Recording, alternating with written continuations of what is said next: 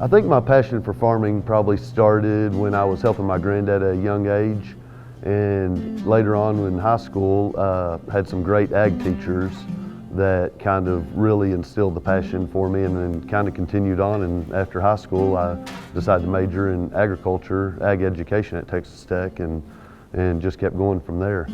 Well, we have a family motto, and it's be good and do good, and I think that translates even into this industry.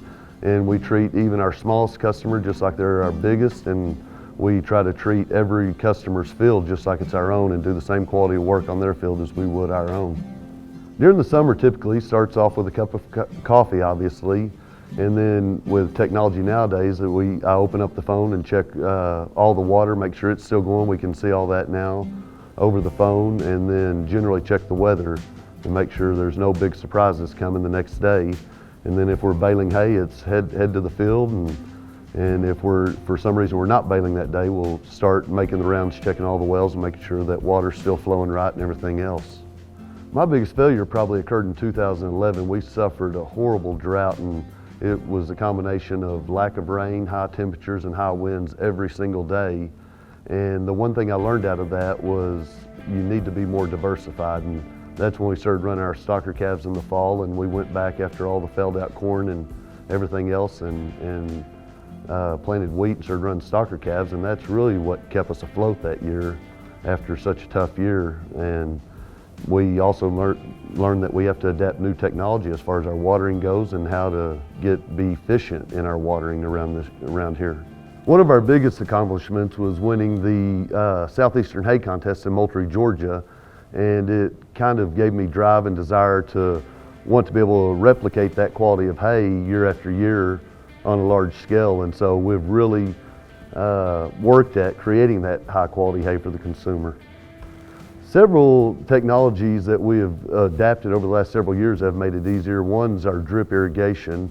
We're raising alfalfa with drip irrigation, and we virtually zero evaporation loss to our water, and it's such a precious commodity around here.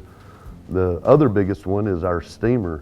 I mean, we are no longer dependent on having humidity to be able to put up good quality hay. If the humidity is not there, we create it. Our goals going forward from here are to keep continuing to expand our small square bale market in alfalfa, and trying to put in more acres and put up more quality hay every single year. I think several changes in farming have been a huge help to us. I mean, the steamer's probably number one. That and GPS technology. And I mean, with GPS, you're more efficient every single time out in the field, and there's no waste or overlap or anything else on anything. And then obviously our drip irrigation in this area has been a huge help to us.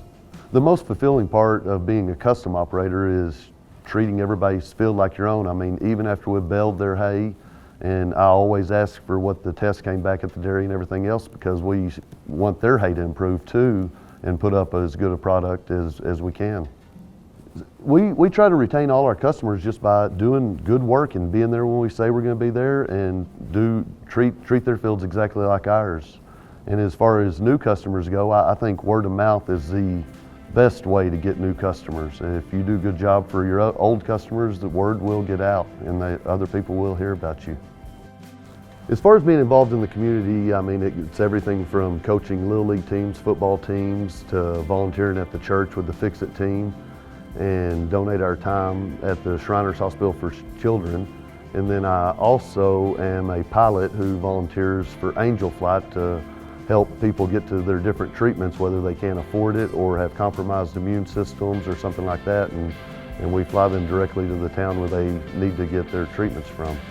As far as helping people, I think ag is a tight-knit industry, and even other custom harvesters in the area. I mean, if they need help, they call, or if I need help, I'm more than happy to call them.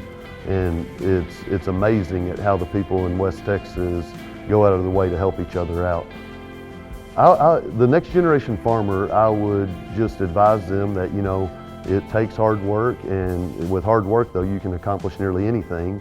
And always be fair and honest in your business. I mean, make sure that you're telling the consumer exactly what you have and everything else, and don't try to hide anything from them. The Manitou telehandler would be a great asset to four-leaf farms. I mean, we'd use it mainly to move hay out of the field and stack on trucks or load trucks going outbound, and everything in the off-season with all the different attachments you can put on it, everything from clearing brush out in the pastures to snow removal to building barn pads for new barns to go up. I feel like four-leaf farms would be a great recipient of this title for all the hard work it's taken. I mean, started from a small operation, we've grown to this, and it wouldn't be possible without the customers or the hired help that we've had, and I think that we would be a great recipient for it.